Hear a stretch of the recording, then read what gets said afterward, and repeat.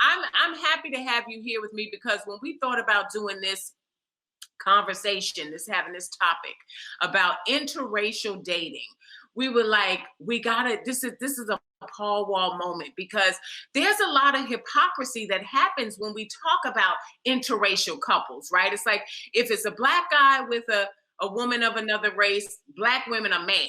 But when we pulls us a white boy, I'm trying to tell you, Paul, we did that. You know what I'm saying? So I wanted to talk to you and just find out, like you and your wife, how long have you guys been married? How did you meet?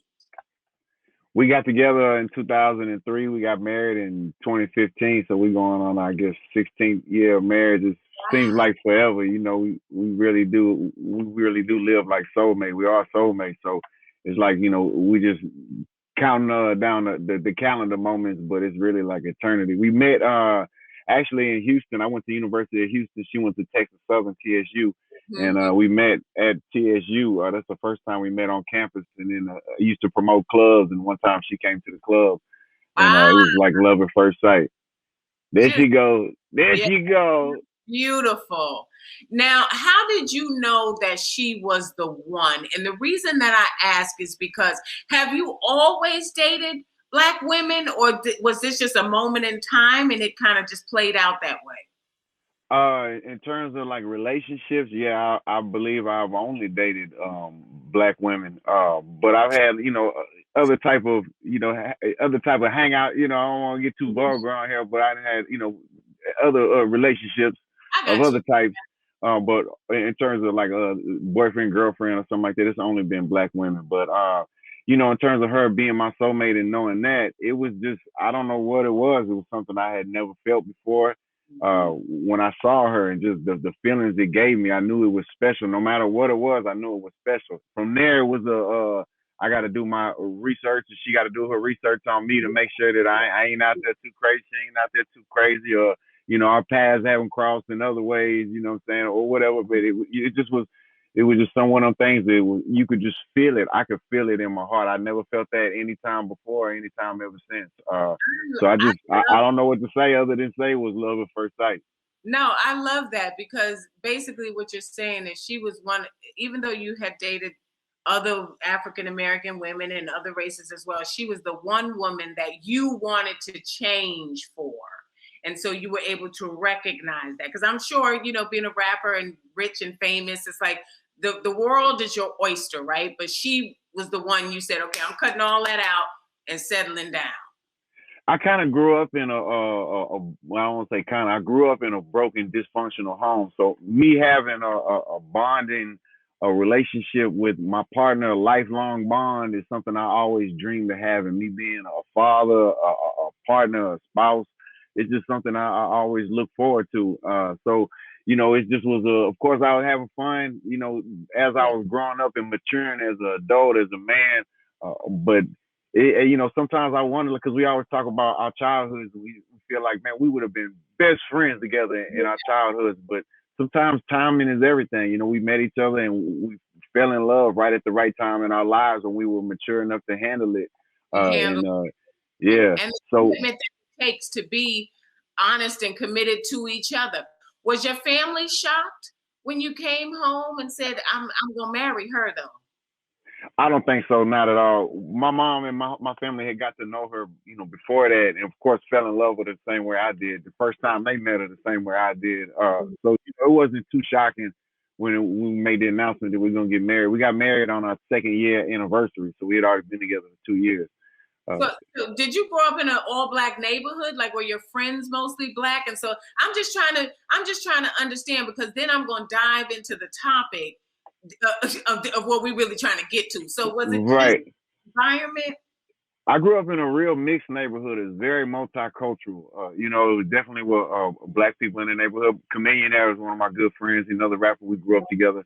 Our whole lives. There, a lot of other black families, but there were also a lot of Hispanic families, mostly Mexican, but also other Hispanic families, and a lot of Asian families as well. Yeah. And so it was very multicultural. It was white families as well. And it allowed me to just experience multicultures. Just in it. it opened me up to a lot of things. I don't know, what drew me to black women in particular, because I think throughout my childhood, my first girlfriend I ever had was black when I was in kindergarten. It was the first girl I ever had. It was my girlfriend when I was in kindergarten. And, and throughout my like childhood years in school, girls wouldn't really talk to me at all. Period of any race. So Really? yeah, it was. I didn't have any girlfriends all through high school, junior high, none of that. Girls would not Wow. talk to me. So maybe I ain't had no game. I know when I look back at my pictures, I was looking. I always look a little crazy to myself when I look in the mirror. I always laugh like, man, I look crazy. So I don't know. Maybe I wasn't as fly as I thought I was back then, but nah, I could. Maybe like I say, maybe whenever I was shooting my shot, it was all bricks, all Oh bricks. man, I'm sorry to hear that. But let me ask you this, because this is what I really want to get into.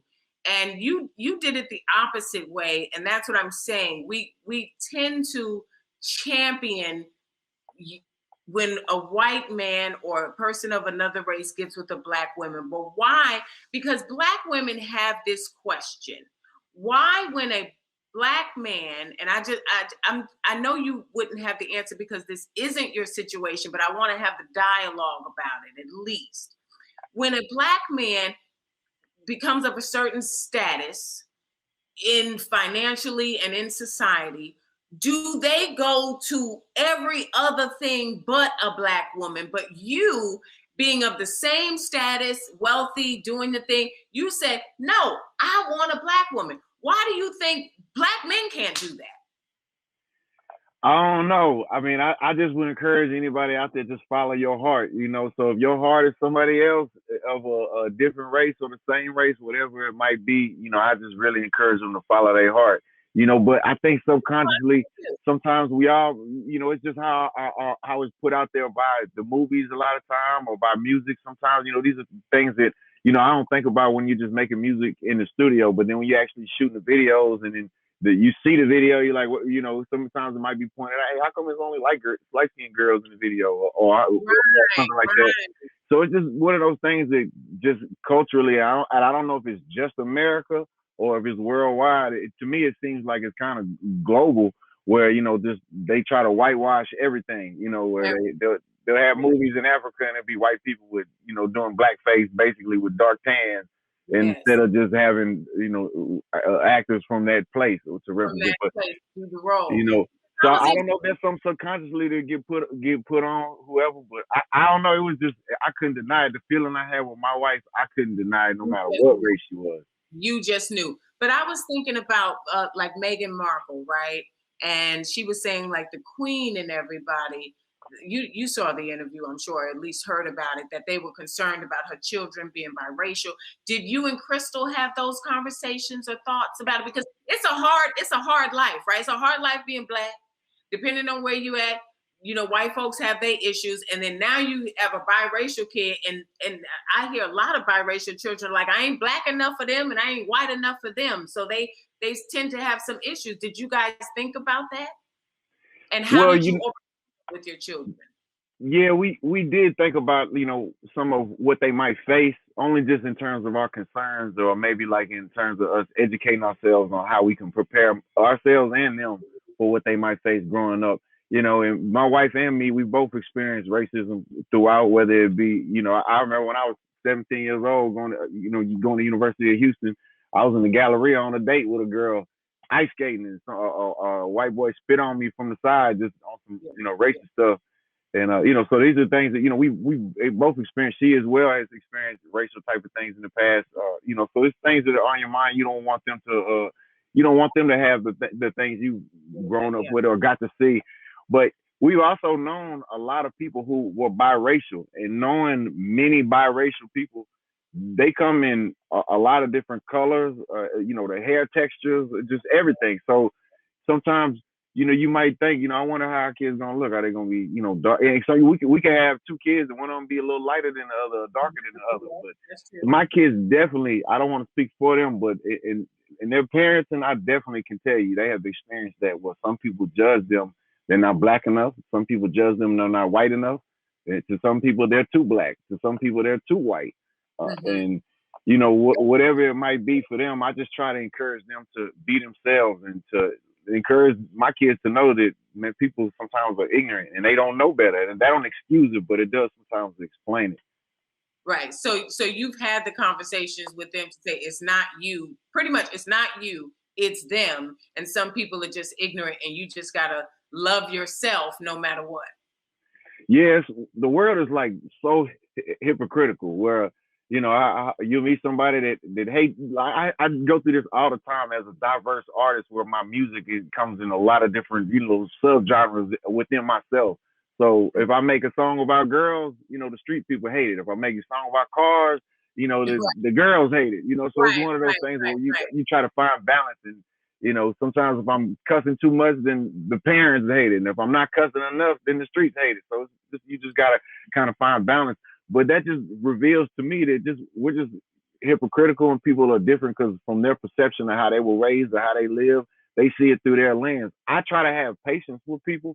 My wife, sometimes she might have a little less patience than me, but that's the yin and the yang, where we balance each other out even within that. But people, like I said, my people will judge my kids. They go through it all the time where, my kids aren't on social media, but still being it, we're famous. A lot of people feel like they know them, because I might post about my kids. My wife might post about my kids. So people feel like they know them. So my daughter gets offended when people call her by her family nickname.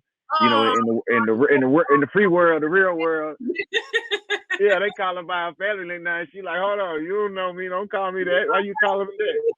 So yeah, she gets. Yo, I'm loving this. When we return, we're talking more about the myths of interracial relationships with H-Town's finest, Paul Wall. We'll be right back after this. Let's get into it with Tami Roman. Welcome back to Get Into It. I am Tami Roman. And listen, if you missed the top of this interview, you need to be shamed, because I am chatting. Guess who is in the building? Mr. Paul Wall, baby. We're getting into some real conversation too. Listen, before the break, we were talking about the interracial relationships and the hypocrisy of those things. What I want to ask you right now is, with the current climate of the world and what's happening on with so many racial injustices, how is your household handling that? Because sometimes stuff like this that's going on in the world, you can have difference of opinion and difference of views, and now you arguing in your house about some stuff that's happening up the block.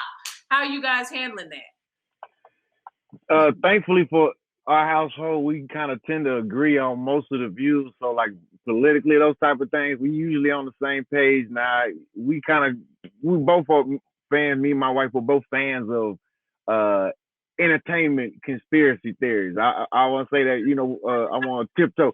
We like all the conspiracy theories out there. We don't believe all conspiracy theories. But we like to listen to the crazy stuff people say sometimes. It's entertaining to us. But sometimes when you're watching them conspiracy theories, you start brainwashing yourself, and you're like, wait a minute, is this? Husband does the exact same thing, and I finally had to say, I'm not doing this with you no more, because you're gonna have me looking at everybody I come across sideways. I'm like, you're gonna have me thinking the world is more effed up than I already think it is. So, yeah. Other than that, we really been focusing on patience and just breathing. We get so worked up, and especially being at home for a year, it feels kind of like you're grounded. You know what I'm saying? You can't go out. When you go out, you can't do nothing. And even when you're inside the house, you can't do nothing. There's, kind of, minimal options of what you can do. You feel trapped sometimes, and it just, all the minor pressures start to build up into major pressures, and they just kind of boil over. So we just really been focusing on just breathing and having patience through it all. And a lot of times, we might understand an issue or know an issue, but the person you're talking to might not understand the issue. So you got to have patience with them, so that, sometimes we lose our patience. But, I found that when I have that patience, and I try to just have patience with somebody, just because they disagree with me on something don't mean I got to hate them. I might hate what we disagree about, and I really might deep down want to hate this person, but I just know in my heart, that I gotta, try to educate them and show them it's not, you're misguided, you're misinformed. Yeah, educate and try as best we can to live in love, because we're finding out that life is too short. And one thing COVID did teach us is that, like you said, when you got to be locked up in the house with your significant other and or your family or extended family, it's like you learn what's important. You know what I mean? You really come to the realization that everything that's happening outside in the world, like this is my real bubble, and this is what I really need to try to honor and respect. I want to ask you this: what romantic things did you do for Crystal while you guys was locked up in COVID? What did Paul Wall pull out his bag of tricks to make his wife okay while she's sitting in the house for a year? Well, we love to cook. My wife loves to cook. Her and her sister, they love to cook. Shout out to Courtney, Coco's Kitchen. So I bought my wife. We got a big fire grill. We got I'm talking about, man. This grill is like a $10,000 barbecue pit. It's crazy, but it's one of them things that's gonna last us a lifetime. Where we're gonna pass it down to our kids. You know, barbecue is big in Texas, and it's one of those. This is one of those things that we used to do as a family. Before her father passed away, it was something, a tradition he taught me, and just something we keep alive. But when he passed away, it's something we kind of stopped doing. So when COVID came back, it was one of those things. Well, let's get this pit fired up. Yeah. I love it. Listen, I know it's not like traditional romance, but for us, we're a little different. You know what I'm saying? We're not really like the go on dates type. We do that, but this is like how we get down. Yeah, no, I like a good cue. Now we ain't got no 10,000 grill. We got that little round one from Walmart. It's about 46 smoky. With that smoky, but my husband gets down on that thing. So I feel you now, So, but I do want to thank you for coming through, and I just want to say that I wish you and Crystal so much love and peace and happiness, and your entire family. And here again, I know that I'm loving so much on you, because I'm just like, Crystal, you did that. You did that, sis. And I'm gonna have to find me another fella to talk to figure out why when they make it, they goes on off and get something else. Even though I stand on the thought process of loving who you love, and whoever that turns out to be, it is what it is. But I still feel there's some thought process that goes into that. And I'm gonna get to the bottom of it, but it don't pertain to you.